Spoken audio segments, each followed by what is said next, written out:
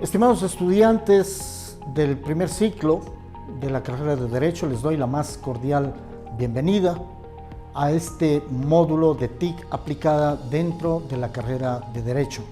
Soy Pablo Cisneros Quintanilla y me encuentro a sus órdenes para acompañarles en este proceso de enseñanza-aprendizaje. En este momento vamos a abordar el tema aprovechamiento de las TIC en el proceso de enseñanza-aprendizaje.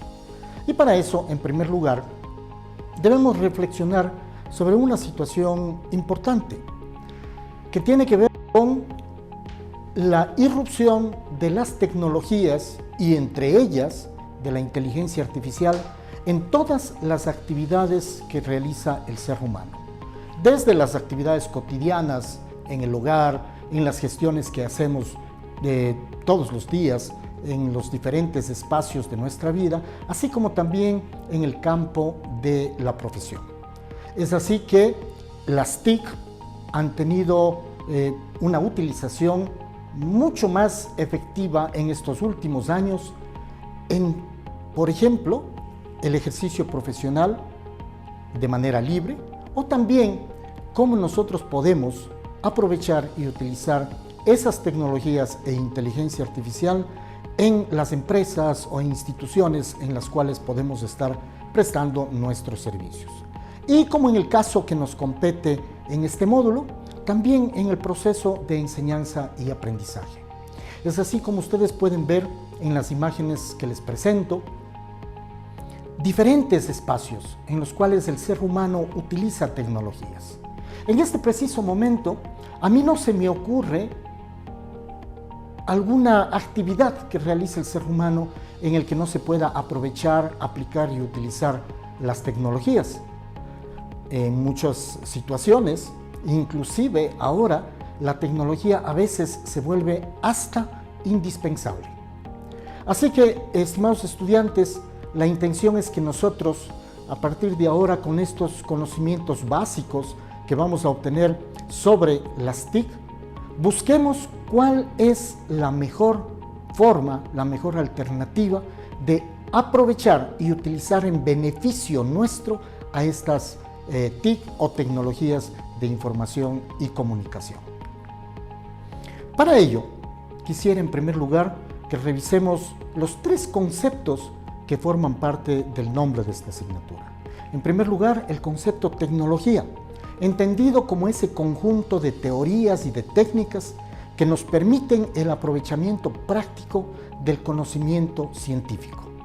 ¿Por qué se hace hincapié en el conocimiento científico? Porque en este caso de una formación profesional como la que ustedes están iniciando, pues obviamente el conocimiento del cual vamos a trabajar es el conocimiento científico. Aunque, como decía anteriormente, las tecnologías también incursionan en todos los aspectos. Así que estemos prestos a entender que la tecnología está presente y por tanto no es adecuado que nosotros las ignoremos, más bien, sino que enfrentemos la posibilidad de que las tecnologías que siempre van a estar presentes sean en beneficio del ser humano. El segundo concepto dentro de este módulo sería el concepto información, que debe ser entendido como un conjunto organizado de datos. ¿Qué entendemos por un dato entonces?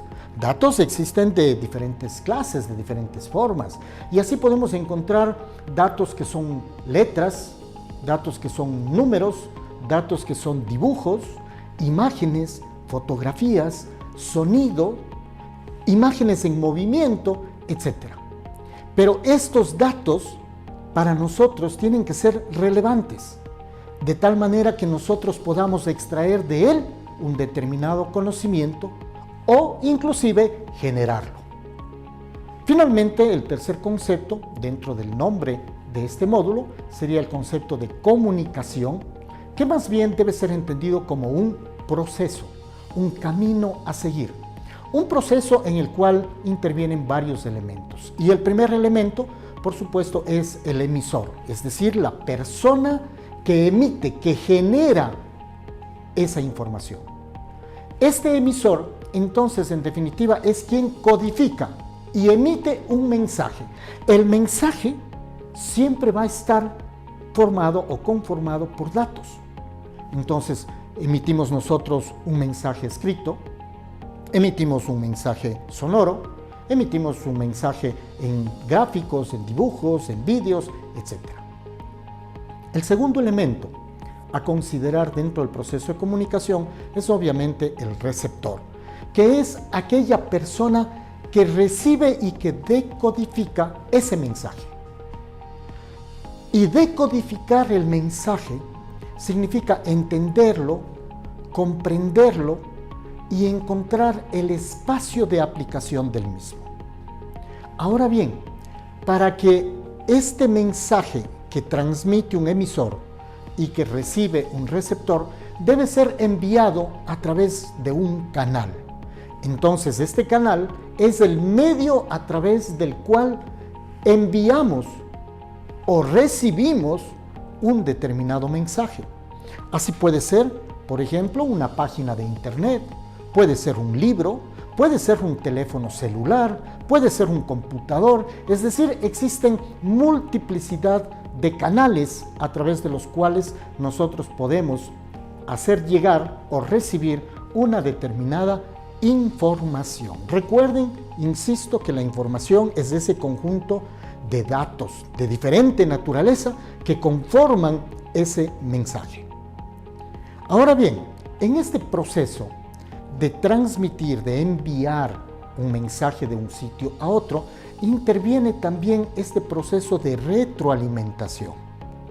Y por esa razón, cuando hablamos de retroalimentación, es que en la actualidad los conceptos más modernos de comunicación ya no hablan de emisor y de receptor, sino hablan de una figura que sería una combinación de los dos, a los cuales se les denomina emirec. ¿Por qué razón? Porque inclusive de manera a veces hasta involuntaria, el receptor, el momento que recibe una información, tiene una acción, una actitud, motivado por supuesto por el contenido de la información.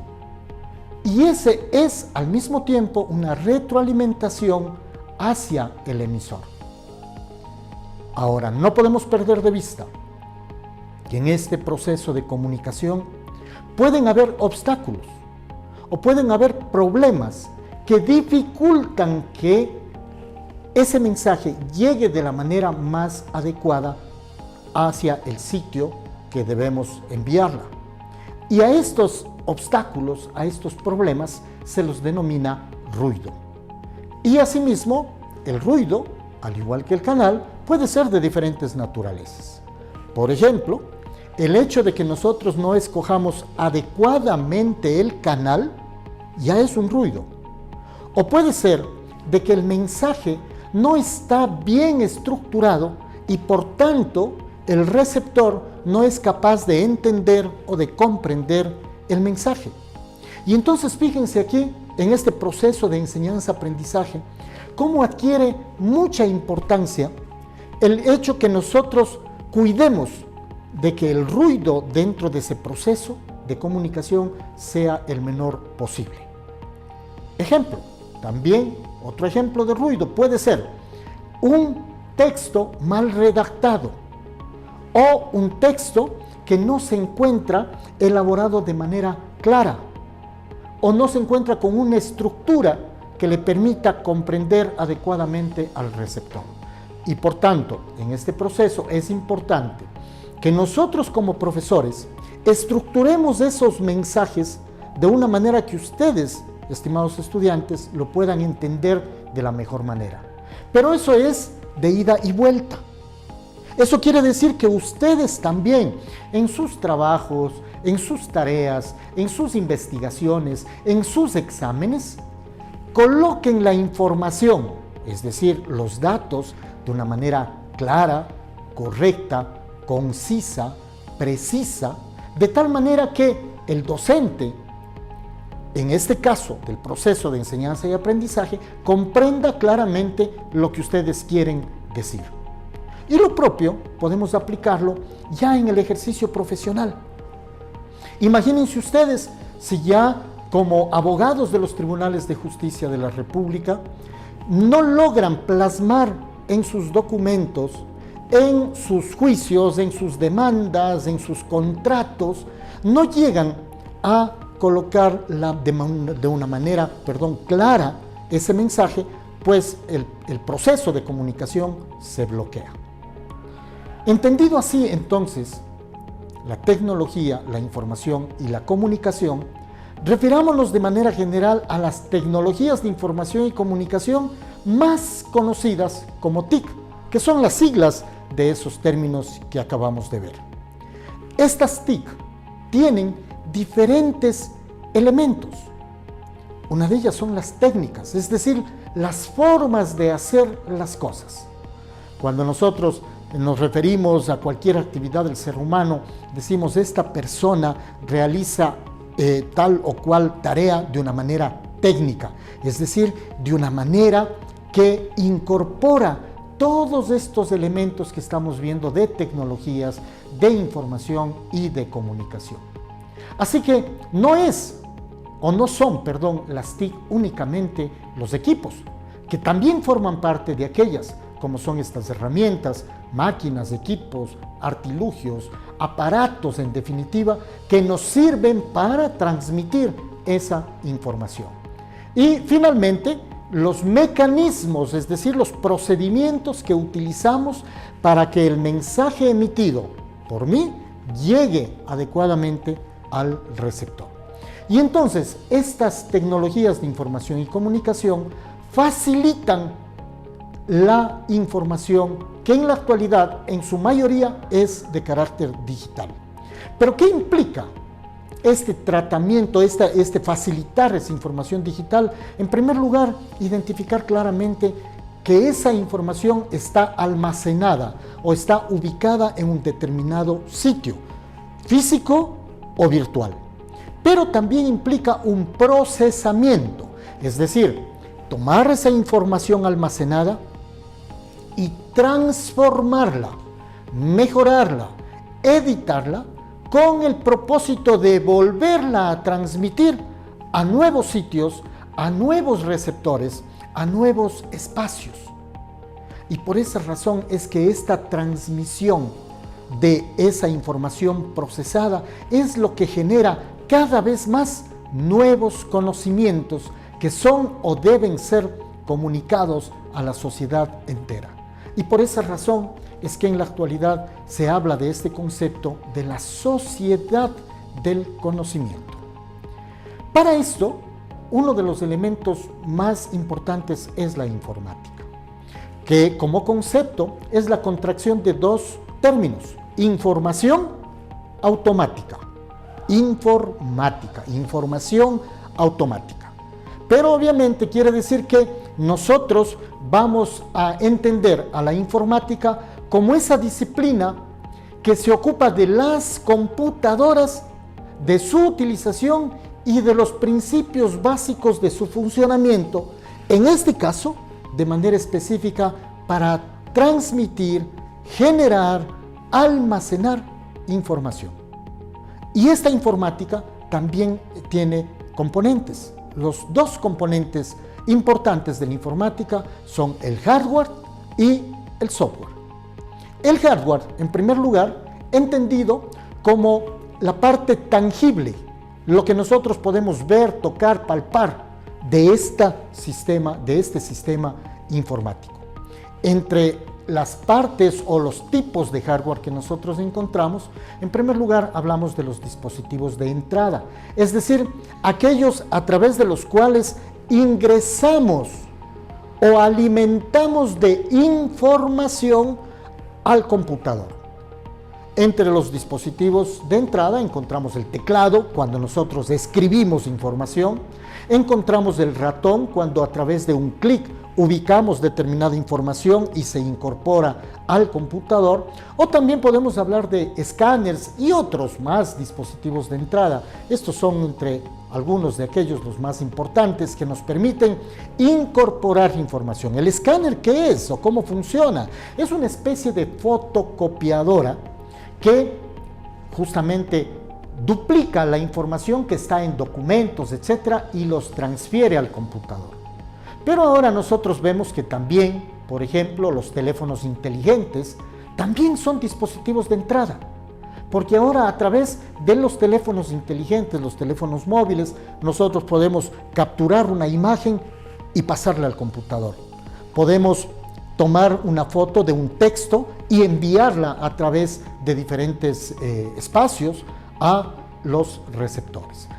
Entonces, los dispositivos de entrada nos permiten ingresar información en el sistema. Si es que tenemos dispositivos de entrada, por supuesto también tenemos dispositivos de salida, que son aquellos espacios o elementos a través de los cuales el computador, luego de procesar la información, devuelve al emisor. ¿Cómo lo devuelve? A través de un monitor, a través de una impresora, ¿verdad? Y finalmente tenemos los dispositivos de almacenamiento, en donde la intención es grabar, guardar esa información para que no se pierda y poderla después reutilizar. Así hablamos de los discos duros, de las memorias, aunque en la actualidad también está muy utilizado y que veremos dentro de este mismo módulo, los espacios virtuales de almacenamiento, o lo que se denomina el almacenamiento en la nube. El otro elemento, entonces, decíamos, es el software, entendido como esa parte intangible, pero que es el elemento que hace que el hardware funcione. Si el hardware es el equipo, pensemos nosotros en la parte física de un computador, este computador no sirve absolutamente de nada si no tiene un software, es decir, los programas que hacen que este aparato funcione. Dentro de los más importantes encontramos en primer lugar los sistemas operativos, como el Windows, el Linux o los sistemas Android, que son los que hacen que funcione el equipo. Y luego las aplicaciones o programas, como por ejemplo los paquetes ofimáticos, hablemos del Word, del Excel, los procesadores de texto, los procesadores de gráficos, etcétera, que son a través de los cuales nosotros incorporamos, procesamos, trabajamos, editamos diferente tipo de información. También tenemos los videojuegos, los antivirus, que son programas que nos permiten proteger o darle seguridad a la información que tenemos dentro de nuestro computador. También hablamos dentro de este módulo de lo que es la web 2.0.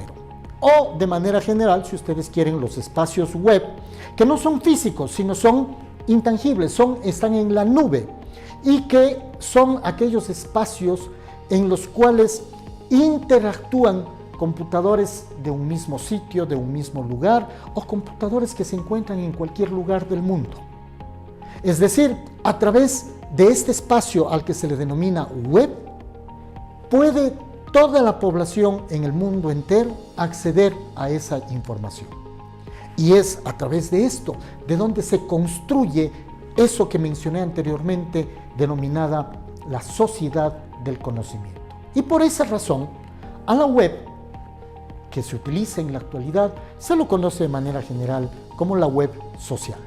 ¿Qué implica la web social? En primer lugar, redes sociales como Facebook, como Instagram, implica herramientas de contenido, como por ejemplo YouTube, los blogs, las wikis, implica también la organización de la información que, como les dije, está ubicada en diferentes espacios del mundo entero, sean en computadores físicos o en computadores virtuales, o espacios, virtuales en los cuales está esa información y a la cual se accede a través de lo que se denominan los motores de búsqueda, como por ejemplo el Google. Es un motor de búsqueda que me permite ubicar información en todo el ambiente web. Asimismo tenemos el Mozilla y otros tipos de motores de búsqueda que nos permiten llegar a esa información. He mencionado dos de los más conocidos, otro puede ser Bing de la casa Microsoft, etcétera, ¿no? Motores o programas que nos permiten ubicar, llegar o acceder a esa información que se encuentra en toda la nube y en el ambiente que denominamos el ambiente web. ¿Qué más implica el ambiente web?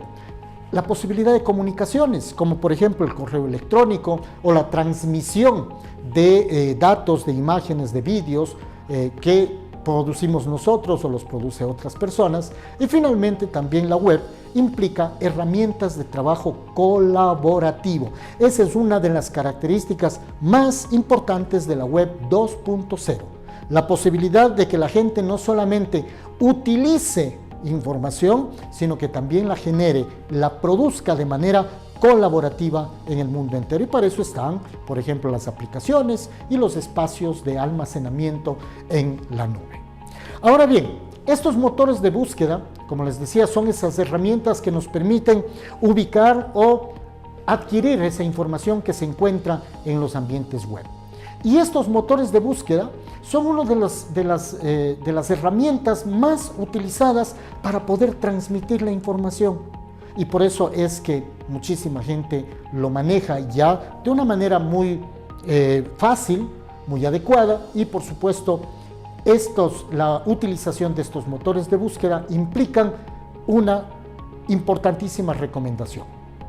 Planificar la búsqueda es lo más importante. Es decir, que cuando yo voy a acceder a un ambiente web, debo tener absolutamente claro qué es lo que quiero, para qué lo quiero, en qué contexto quiero. Y por esa razón, cuando voy a buscar información en el ambiente web sobre un determinado tema, es común que utilicemos palabras clave. Pero yo debo también delimitar el tipo de información que deseo. ¿Por qué razón? Porque si no la delimito, es infinita la información que puedo encontrar en el sistema web. Y para eso voy a utilizar herramientas adecuadas y que por supuesto sean de fácil uso. ¿Por qué razón? Porque esas herramientas me van a permitir llegar a la fuente en la cual se encuentran los datos o de manera general la información. Por ejemplo, nosotros necesitamos utilizar técnicas de búsqueda. Como ustedes pueden ver en pantalla, yo voy a utilizar un motor de búsqueda como el Google, que lo más común es yo ingreso al Google y escribo un tema o un término sobre el cual quiero información. Pero fíjense cómo está en pantalla. Yo he escrito la palabra derecho. Google me ofrece que hay 1.860.000 millones de documentos que hablan sobre el derecho. Por tal razón, yo debo ir delimitando a través de estas técnicas de búsqueda que de manera general les invito a que investiguen un poco. Se llaman las técnicas booleanas de búsqueda, a través de las cuales yo voy delimitando esa información. Por ejemplo, miren aquí, ya no he escrito solamente derecho, sino escribo derecho legal. ¿Qué me ofrece? 528 millones de resultados. Ya está menor cantidad de información que la que tenía antes. Pero también puedo ir delimitando de otra manera. Por ejemplo, yo pongo derecho y legal. Entonces ahí ya no estoy hablando de cualquier tipo de información, sino busco información que contenga el concepto derecho, pero que también contenga el concepto legal. Es decir, páginas o información que tenga estos dos términos. Y fíjense ustedes que ya el número de documentos o de resultados ha disminuido, ya son 527 millones. Pero también puedo buscar, en este caso les he puesto derecho o legal, es decir, que tenga cualquiera de los dos términos y también cambian los valores. O si no, puedo colocar entre comillas las palabras que busco y entonces eso quiere decir que tienen que estar sí o sí esos dos conceptos juntos. Y entonces también hay diferencia en la información o los resultados que se me emiten. O si no, esta otra forma que es derecho menos legal. ¿Qué quiere decir eso? Que le pido al computador que me busque en la web documentos que tengan el concepto derecho, pero que no mencionen la palabra legal. Entonces, fíjense, estas son técnicas, estrategias que usted puede utilizar para ir delimitando la información. ¿Por qué necesito delimitarla? Porque, como les dije, pues la información es amplísima. O si no, puedo utilizar como esto, por ejemplo, le pongo define, derecho legal. Entonces ya me está buscando solamente definiciones. ¿Ok? Esto ha ido mejorando cada vez más con la incorporación de la inteligencia artificial en los diferentes motores de búsqueda. Y también entonces nosotros necesitamos conocer diferentes plataformas digitales que son aquellas aplicaciones, sitios web, etcétera, que nos permiten llegar a determinadas cuestiones. Cada plataforma hace cosas específicas, tiene una utilidad específica, una función determinada. Claro que cada vez más encontramos que las plataformas van modificándose de tal manera que cada vez las plataformas hacen más cosas que lo que hacían antes. Así tenemos plataformas, por ejemplo, para comunicación, para servicio, plataformas para comercio electrónico, para educación, plataformas streaming, plataformas de banca en línea, plataformas de uso compartido y también las famosas redes sociales. No olviden la utilización también de las bibliotecas virtuales que ustedes tienen a su disposición en la Universidad Católica de Cuenca. Así, por ejemplo, en las bibliotecas virtuales de nuestra universidad, ustedes van a encontrar muchas bibliotecas. Sin embargo, yo quiero recomendarles de manera muy especial, en el caso de la carrera de Derecho, estas dos bases de datos científicas que no encuentran ustedes en nuestra plataforma virtual de la universidad www.ucacue.edu.es. Y me estoy refiriendo a la plataforma Fielweb, en la cual ustedes van a encontrar mucha información de códigos, leyes, procesos, y también tienen herramientas útiles para el ejercicio del derecho. Asimismo, les recomiendo también la plataforma Bilex, a las cuales ustedes pueden acceder como está en la pantalla. En primer lugar, accediendo a nuestra página web, ubican el espacio que dice estudiantes, luego van a los servicios de tecnología, ubican la viñeta que dice biblioteca virtual, luego acceden a través de su usuario y contraseña que ustedes deben manejar y ahí van a encontrar las bibliotecas virtuales. Finalmente, les recomiendo no quedarse con esta información solamente, sino ir a buscar en diferentes espacios instructivos, manuales, recomendaciones. Hay muchas, por ejemplo, en YouTube sobre el uso de las plataformas virtuales, sobre la informática, las diferentes herramientas, etc.